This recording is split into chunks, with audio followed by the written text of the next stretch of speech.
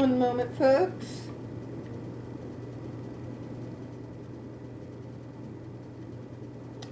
There we are. Good afternoon. Welcome to another episode of Spilling Tea. I'm your host, Tiffany Daniels, and we'll get to the JRC in a moment. First, real quick, brief disclaimer. If you're unfamiliar with the Stop the Shocks campaign or the campaign against the troubled teen industry, all pertinent links will be kept there in the description box, so should you like to deep dive on either subject, you'll certainly be able to do so. Trigger warning, this channel is marked not for kids for a reason. Number 1, I use a lot of profanity. Number 2, when we do discuss places like the Rotenberg Educational Center or Agape Boarding School for Boys, you're going to hear vivid descriptions of and catch clips of surveillance footage of people with mental health issues and disabled people being tortured and abused. So if you got a child that is 16 and younger and they're watching this, parental supervision, very much advised, alright? Now, usually with the parents it's the same crap, so we usually bypass it because we've heard it all before, right? I'm not bypassing it for a particular reason. Let me go ahead and read this particular paragraph to you, and I'm going to stop it exactly where it needs to be. Okay. Erica is 30 years old and has been attending the JRC for 13 and a half years. Alright, parents, let me explain something to you. It's like you are 5. If your kid is at a facility for 13 and a half years, and you feel like without wearing the device that is hurting them, they're going to hurt themselves, it is very obvious to me that that place has, in all actuality, failed your child. But they don't do it anymore.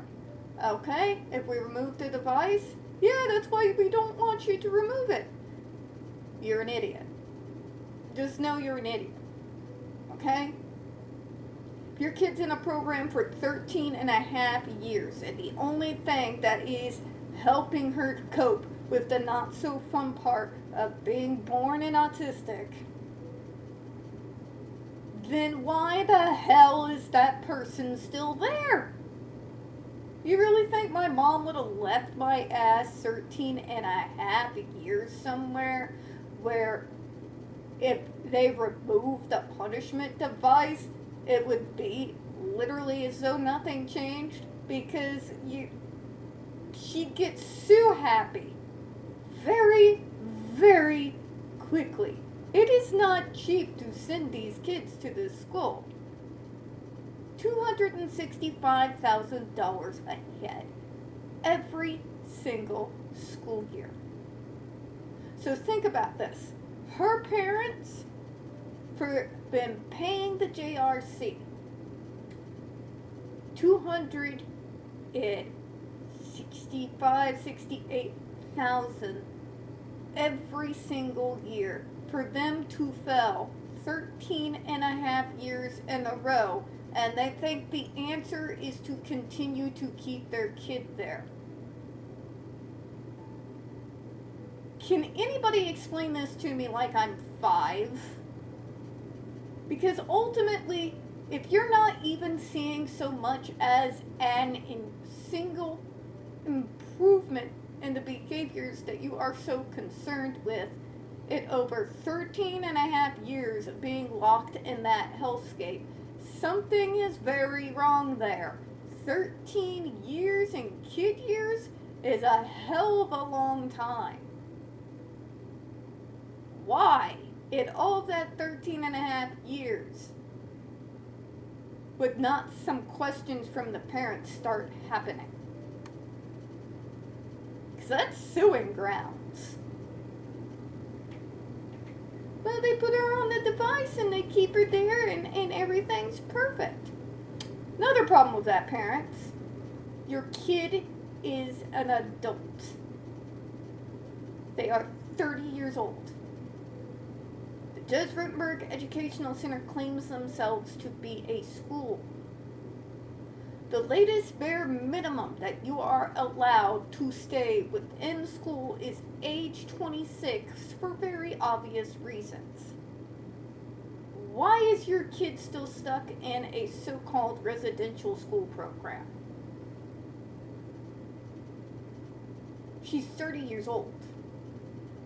Why has the process not began to get her into some actual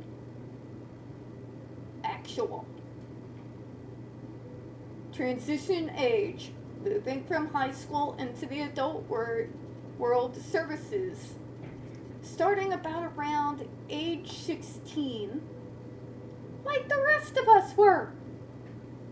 Granted, I got in there late, started at 18, but remember, I got diagnosed late, so kind of not the same situation there. That kid is an adult. She has no goddamn business being inside the Judge Rotenberg Center, which is supposed to be a residential school with medicine on the side.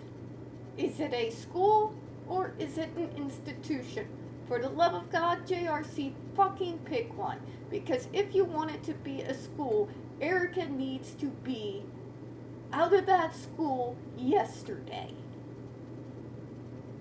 Keeping kids well past school age inside a school environment and never transitioning them over into adult services.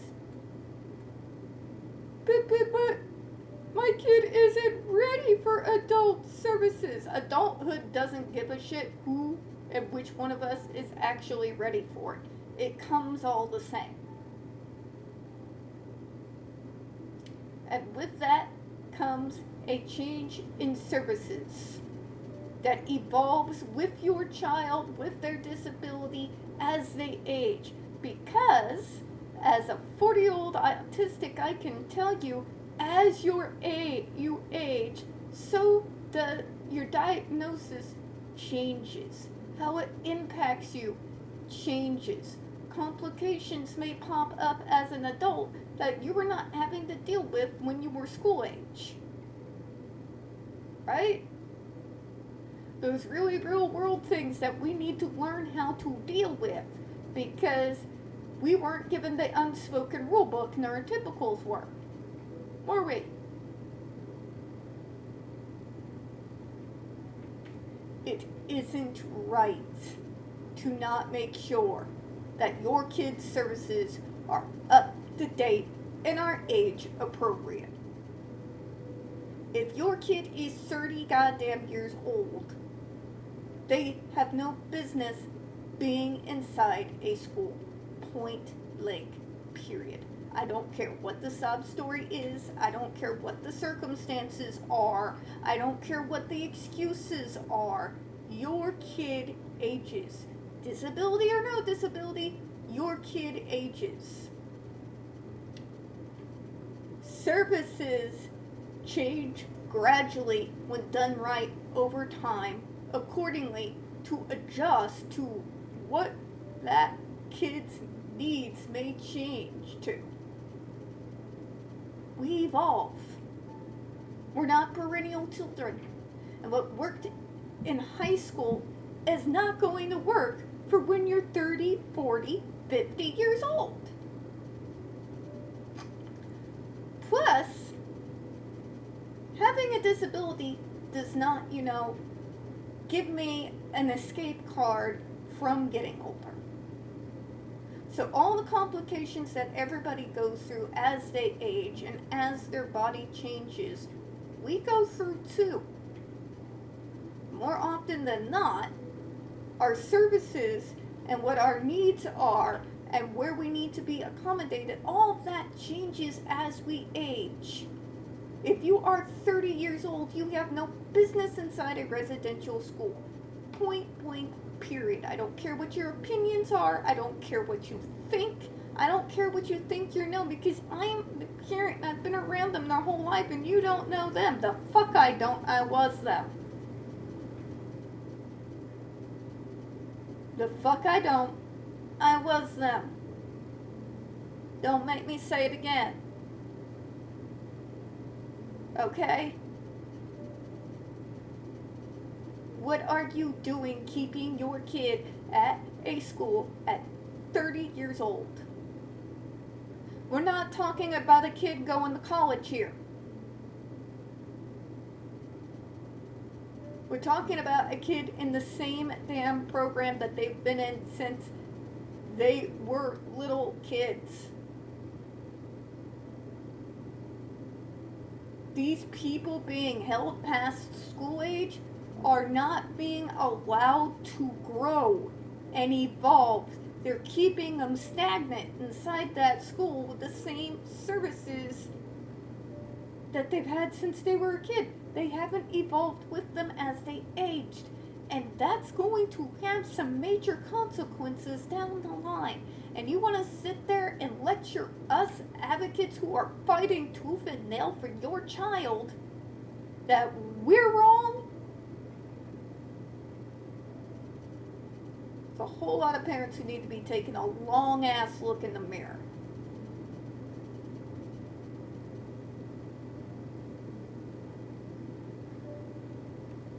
But she's engaging and charming and all of this with limited abilities, talented, likes to sing.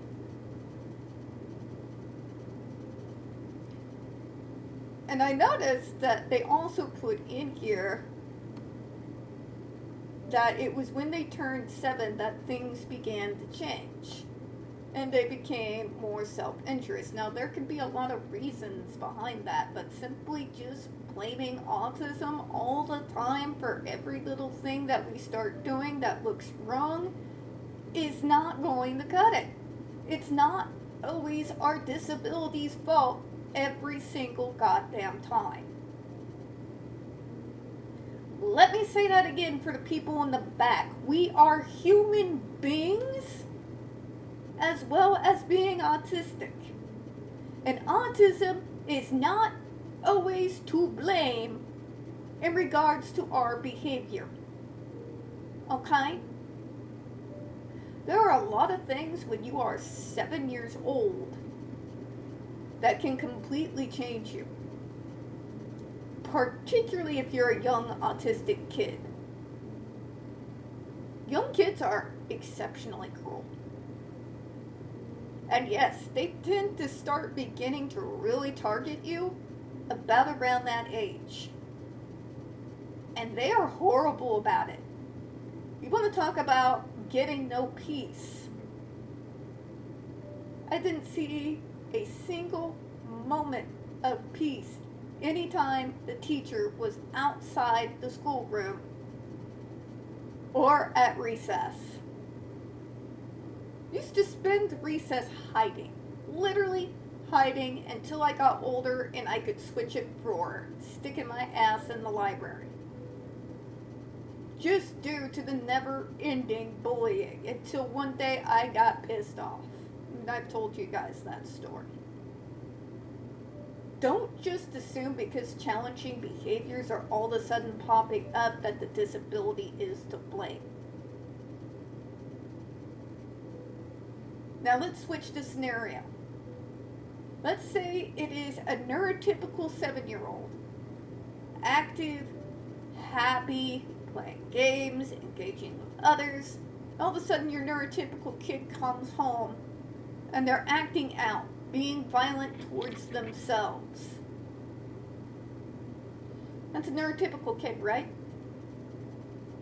Are you going to start, what are you going to blame? They're not diagnosed with anything. So what is the blame for the kid's behavior? Well, that's when a parent would begin to talk to their kid to figure out what's going on. See if maybe they're being bullied at school, or maybe they got a bad grade on a paper. One of the myriad things that makes kids that age act out in inappropriate ways. But no, if you get a label, everybody always assumes it's the disability's fault. And then, the next thing you know, it is following you in your treatment program all the way until you hit middle age. I know that because I have, to this day, doctors asking me, throw any chairs and desks lately. remember that old 90s solid steel and solid oak wood table and chair welded together and threw it against the concrete wall of my classroom. About around when I was 12 to 13 years old. I'm 40. The reason why I did that was, at the time, that moment, the whole class was jeering and sing-songing insults at me in unison so loud that all the teachers in all the classes down the hall from us could hear. And that is why I did what I did. I wasn't diagnosed at the time, so we were able to get to the bottom of it. Stop assuming every goddamn thing is about autism all the damn time. Sometimes it's just a human having a human reaction. It doesn't go deeper than that. Alright, parents? That doesn't mean throw us in an institution in some other state. No. Just saying. Alright, now we'll go back. We'll read one more comment. Because I went a little bit longer on that than I intended.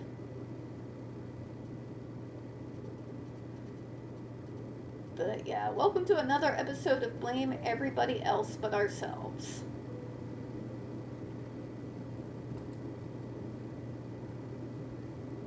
Alright folks, we've got to read a novel for this one.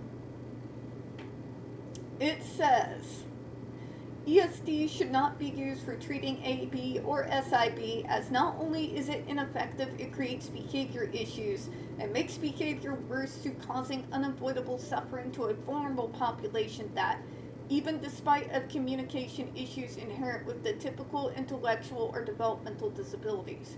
But the patients are not consulted with any part of the treatment, from the grief of the strength of the shocks to assent for even using it to even consultation about whether it even works. Exactly. The kids do not get a say. Saying that the parents signed off does not mean the kid gave their consent. That is what we're talking about here. The kid has no control.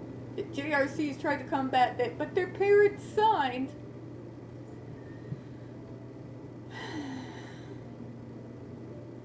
As stated in the document, there are alternatives that are much more effective and that only actually determine why an individual is doing a problem behavior. Eliminating self-injurious behavior by causing electric shock sounds like an exercise in madness, considering the inherent problem of attempting to reduce someone hurting themselves by forcing them to experience pain for hurting themselves. Thank you! Oh my god! I'm gonna read that again. That was so truthful and good, my god, it must be fattening. Maybe I should check the scale to see if reading that gave me enough joy to tack on 2 pounds. I'm gonna read that again. How spectacularly worded. Let's read that again. Eliminating self-injurious behavior by causing electric shock sounds like an exercise in madness, considering the inherent problem of attempting to reduce someone hurting themselves by forcing them to experience pain for hurting themselves. Thank you. God, that's good. Somebody translate that in Latin and send it to me. I need that tattooed somewhere.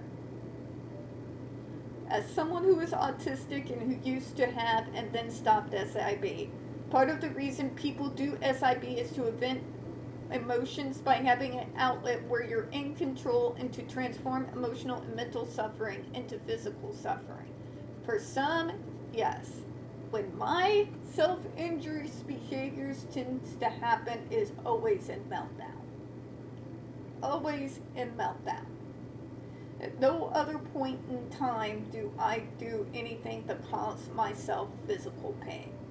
In fact, to the point that is actually detrimental to me, I will do everything I can and avoid every conflict I can to make sure that I'm not putting myself in a situation where I might have violence perpetuated on me. If I am triggered, that is. There are other times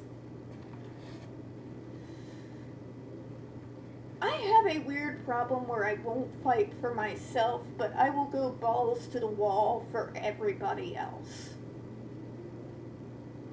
It's actually been something I've been thinking about a lot lately. Not really brave for myself, but I'm brave for my fellow neurodivergents. I'm brave for people with within the disability rights community. I can be brave doing all that. Not so great about protecting my own ass. Might be something I have to dig into someday. Sorry, folks. I didn't really want to take you into my psychology, but that's how random this channel can be sometimes. Being forced to use a bag or backpack so you can wear at all times at ESD, which shocks you at seemingly arbitrary points, which is perceived that way due to the problem connecting cause and effect that people with IDs and developmental disabilities have. For the love of God, can we stop saying that? That is not even remotely true. Stop, you're insulting my intelligence. It might be because you may be younger. I didn't necessarily have this knowledge when I was younger. I know when I'm being abused, and I generally know why. That doesn't change the fact of the problem that is the abuse. Stop saying that. A, it's irrelevant to the subject at hand. B, the fuck they don't know. They know. And it's not for the reasons that the JRC tells them they're shocking them. Okay? Stop. It's annoying. And I know you all are better than that.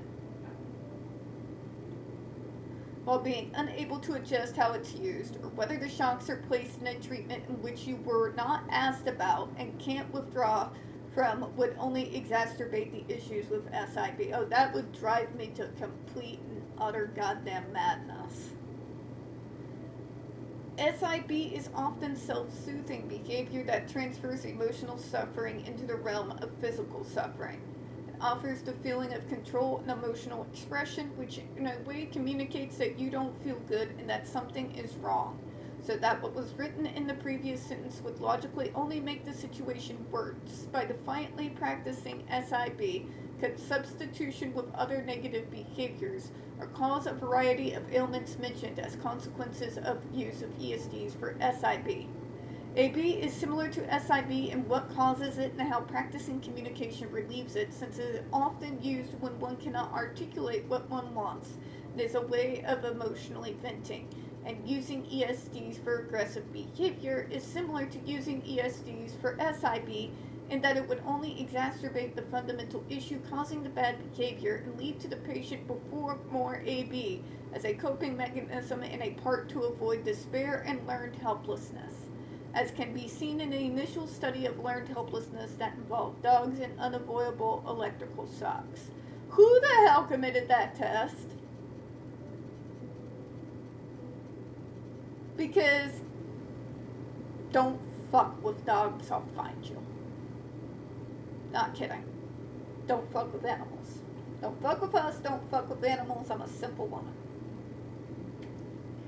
In addition to conditions of suffering such as PTSD and depression, in addition to how fundamental issues that cause AB and SIB in the mentioned vulnerable population are needing emotional expression and coping, which can be relieved with being taught proper communication and using assessments from ABA therapy to figure out what the individual wants. It honestly seems that the users, not patients of ESDs, do not have the best interest in mind regarding patients, as it has been shown that they will not use it as only the final resort, and do not attempt the patient's input at any point in the process. Since patients have trouble communicating and this could alone cause them to be in a vulnerable population, I believe that ESD should be banned from being used to treat ASAB and AB, as their vulnerability could lead to those patients being forced to use them over effective alternatives, as the users would not care about the pain and suffering the patients would go through as a part of this. I've always said that parents don't have to pay the price, we do. Let's see what kind of decision they would make if they were not just had the machine used once on them, but they were locked inside that hellhole and shocked as many times as their children under the same behavioral contract that their kids are on, and let's hear their opinions afterwards, because at that time what I considered their opinions is actually relevant. And I'm not going to continue on with this. I know that this person has best intentions, but ABA is not what people think it is. And we'll be getting into that at some point when you're talking about trouble coming my way, but oh well, what else is new? Alright, folks. Anyways, we're going to go ahead and close out for that one. We don't get very many views on this channel, and the few we do get can get removed from time to time. So folks, if you would be so kind to please hit the like button. Don't forget to hit subscribe and hit the comments. Also, make sure that you are still set up to receive notifications. We're going to be continuing with Down the Rabbit Hole series on Saturdays and continue with the Snake Oil series on Sundays, and we don't want you to miss anything. I do appreciate your time, and as always, folks, we here at Spilling Tea do hope you have a good one. I will see you all next time. Bye-bye, everyone.